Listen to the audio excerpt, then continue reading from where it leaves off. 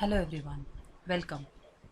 Today we are learning about market structure and prices, which is the module 3 for Economics for Executives paper for BBA Aviation of second semester, Bangalore University.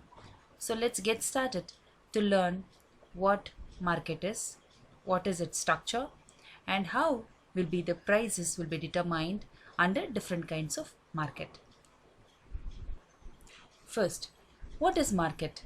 A market is an area where buyers and sellers contact each other and exchange goods and services.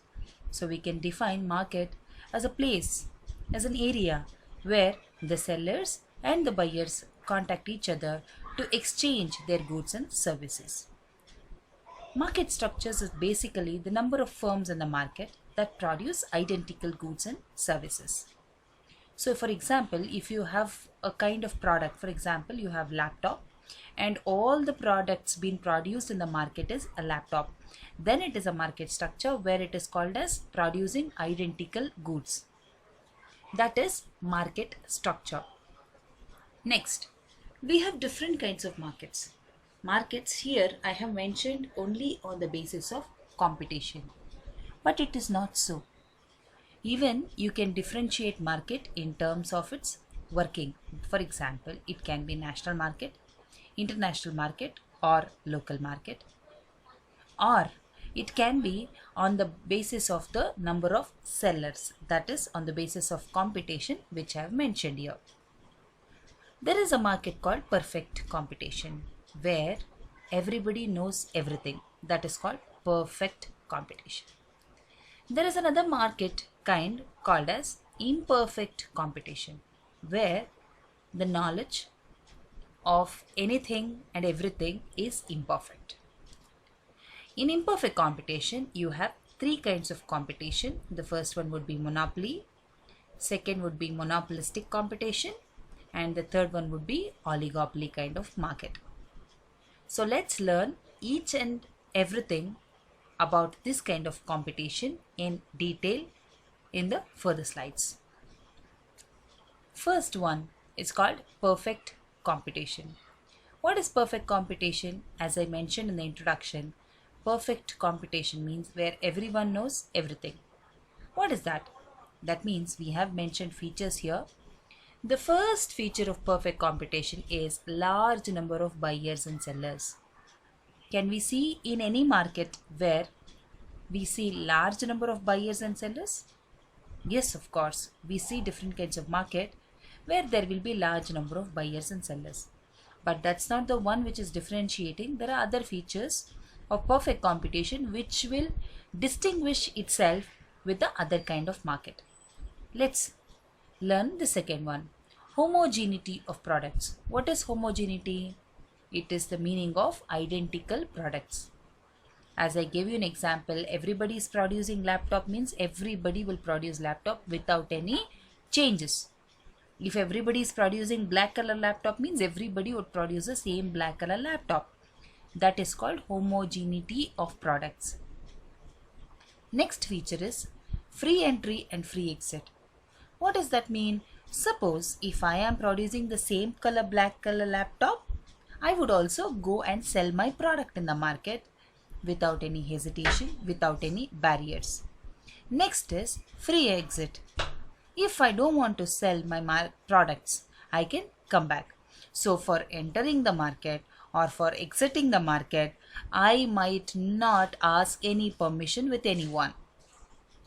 Next is about the perfect knowledge. What is perfect knowledge? I will know at what prices will the products be sold in the market. I will know where I will get a perfect or the specified product. So I will have a perfect knowledge about the competition or about the market. The next one is independence. What is independence? I will not ask permission. Rather, a buyer or a seller will be independent to choose his products. Yeah, so these are the complete features of perfect competition. I have mentioned large number of buyers and sellers, homogeneity of products, free entry and free exit, perfect knowledge and independence, which in combined which will tell you the Features of perfect competition. Now, we are jumping on to know about how the price would be determined under perfect competition. It's not simply that you wish and choose a price, but there is a manner to choose a price perfectly under perfect competition. I'll tell you how. In this perfect competition, there will be invisible hands where no person will ask any kind of information, or no person will have he will not be suppressed of any information. What happens here is price will be always will be determined by two factors. One is demand and supply. That's what I call it is invisible hands, or in other form you can call it as market conditions or market forces. Demand and supply are the market forces which will choose the price of the product. Did we understand this? Yes. See, in the explanation I've given, it can be seen that the price OPI, OP1 or OPI, whatever you can mention, supply is more than the demand, isn't it? At the price OP1, the supply curve is more than the demand curve. So what will happen? The supply is more at this point. If the supply is more, what will happen? The prices will fall down back. Now let's assume the price is OP2. Then the prices have come back sharply. If the prices have come down, the demand will be more from the consumers rather than supply, isn't it? So what happens? When the price increase, the supply increase. When the price increase, demand increases. So to match these conditions, what will they do? When they increase the supply, demand will be less, because you don't demand any products when the prices are more. When you demand more, they don't supply more. Yeah, that will shoot up the price again.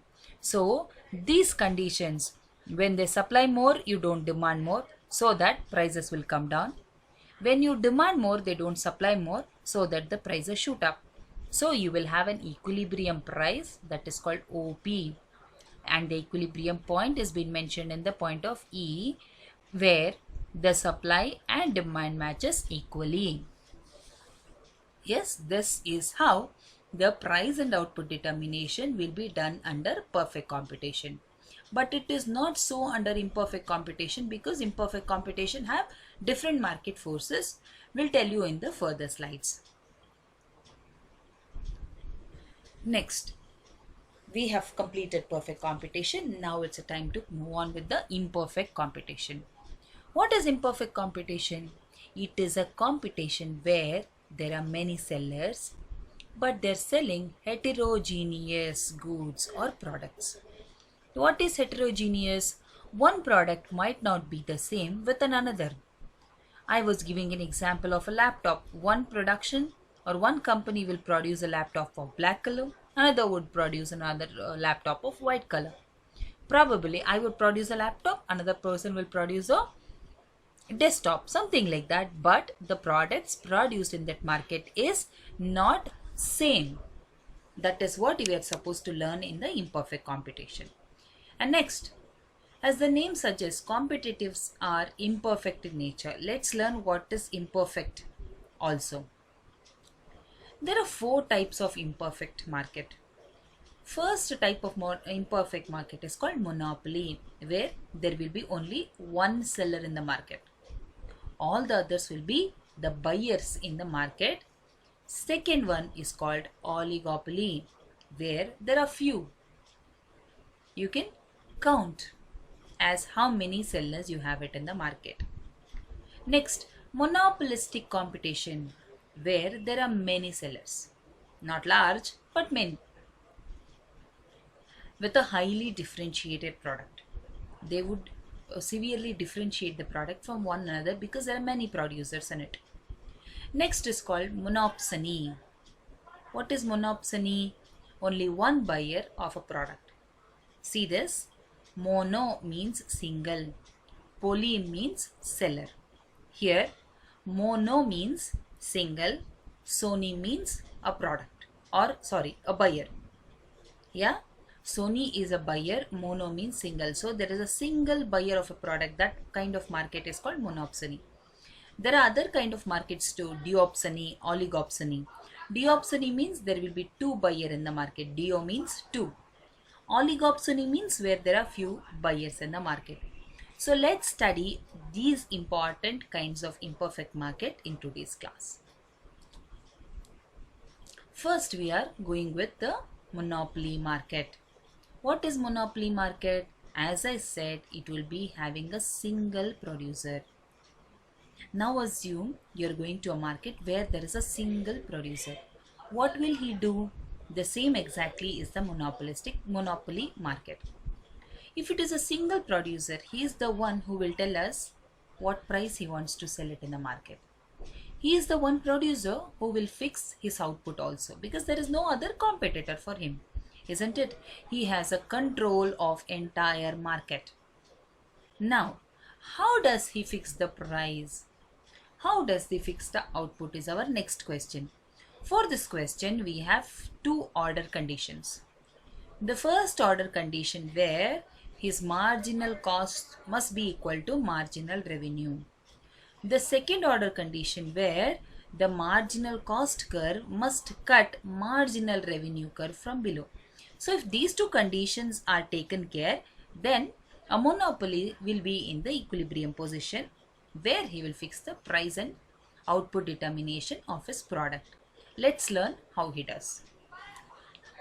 Here in the monopoly equilibrium, we must learn about short run and long run equilibrium.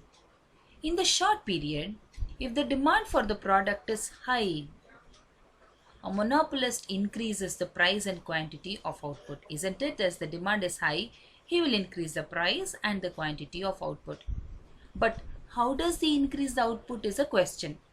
He will not increase his output by using more office space or extra plant, but he will increase the output by using more raw materials which he had kept as a stock, or increasing the working hours which he already have as laborers. But he will not use the fixed products or fixed variables here.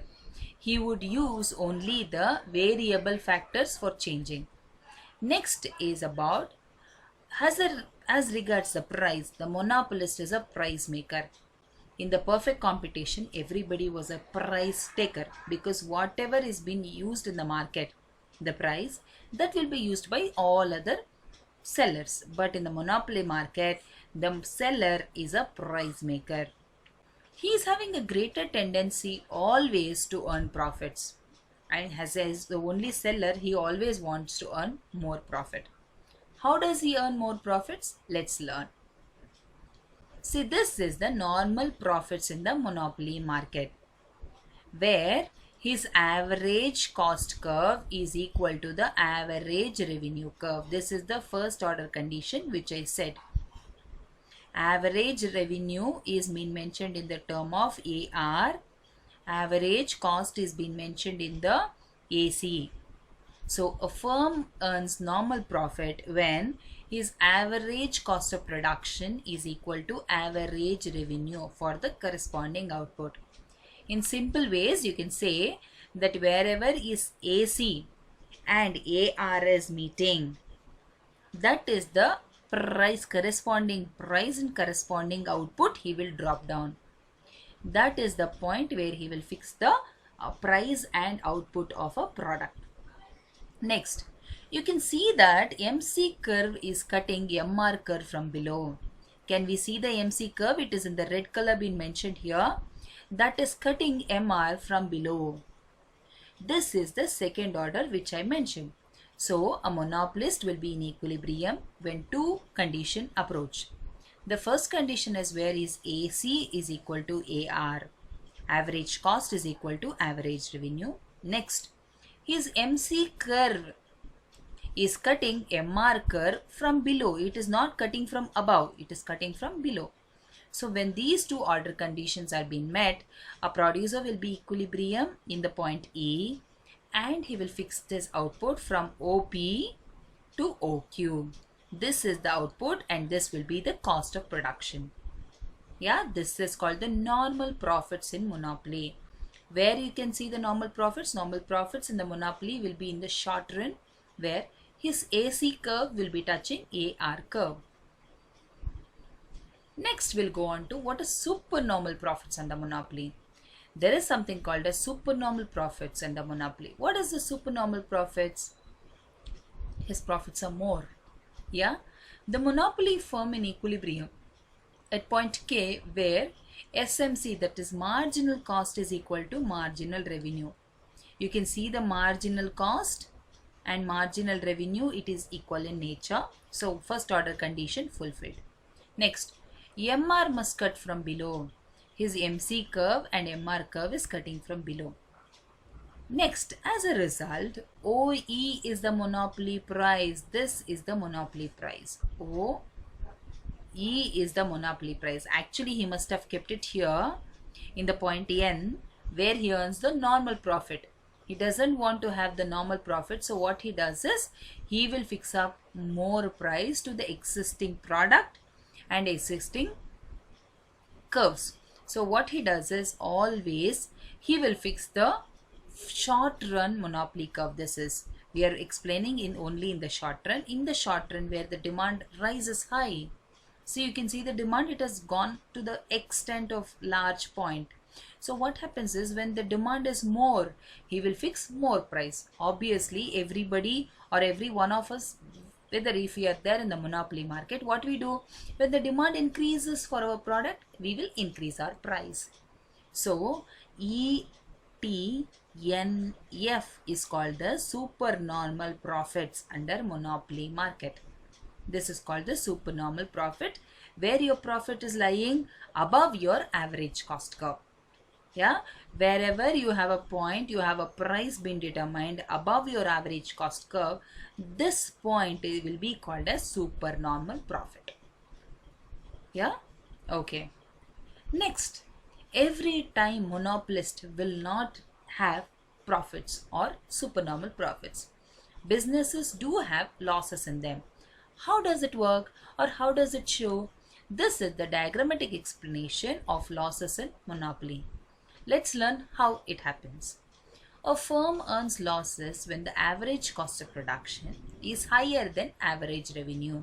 That is, the cost is higher, average cost is higher. Can you see the AR curve down? The AR curve is down and the AC curve is above. So this portion will be called as the losses for the monopoly market. Why it happens? Suppose the demand increases, but the government brings up another rule. When the government is bringing up another rule, or something mishap happens, for example, natural calamities happen, so he can't extend his demand or he can't increase his prices. So what will happen is, his average cost will be more and average revenue will be lesser. So that point will be called as losses. So can we find out our losses position? Yes, P to P1 and AB. So P, P1, BA, or you can easily say AB, P1, P. This square here results in the losses in the monopolist market. What did we understand? We understood normal profits in monopoly, supernormal profits in monopoly, and losses in monopoly. These were the three conditions we studied. How did we study? We studied through the average cost and average revenue curve. Next, we have something called as price discrimination under monopoly. See, a monopoly market, as I said, he will be single seller. He can do whatever he wants in the market. So what he does is, he discriminates people in terms of price. How does he discriminate? He can discriminate charging different prices to different buyers for the same product. He doesn't change the product at all, but he will change the price for different consumers. How does he do? Before that, let's learn the definition. Price discrimination is charging different prices for the same product or the same price for differentiated product. It is according to the Robinson. So how he does? Let's learn. See, there are some main aims of price discrimination. He will do the price discrimination keeping in mind some ideas. What are those? He must earn extra revenue in the short run or in the long run, whatever. Everybody of us or every businessman thinks about earning extra revenue. He wants higher profits. His cash flow must be improved and use up the spare capacity. So whatever ideas he does according to the aims of a seller, it is not that all monopolists will have this. It can be either one or it can be other aims too, but I have mentioned only important aims here. What are the types of price discrimination? It can be 3 ways, but there are other ways of price discrimination too. For example, if you are female, the price is different. If you are male, the price is different. If you are aged under 18, the prices are different. If your age is above 60, the prices are different, isn't it? It's the same way price discrimination happens. These are the broad types which I have mentioned. The first one is personnel, according to persons. Second one is geographical, according to the place they live. According to the basis of use, whether it is a necessity, whether it is a need, on the basis of use also price discrimination happens. There is something called as degrees or severity of price discrimination. The first degree where maximum exploitation of consumer happens, because he will charge the maximum price that each buyer is willing to pay. He is differentiating each buyer here. The next one degree is called second degree price discrimination, where buyers are divided into different groups. So according to the groups they believe or be in, the prices are charged. It is according to the willingness to pay he will discriminate. The third one is he divides the entire market into sub-markets, small portion of market, and different prices are charged in sub-market. This is also called as market segmentation. For example, India is one market, in that Karnataka is another market, Bangalore is another sub-market. Like that he will divide the markets into different segments. And if he charges different prices, it's called market segmentation. Thank you for listening. I hope you have understood. Thank you.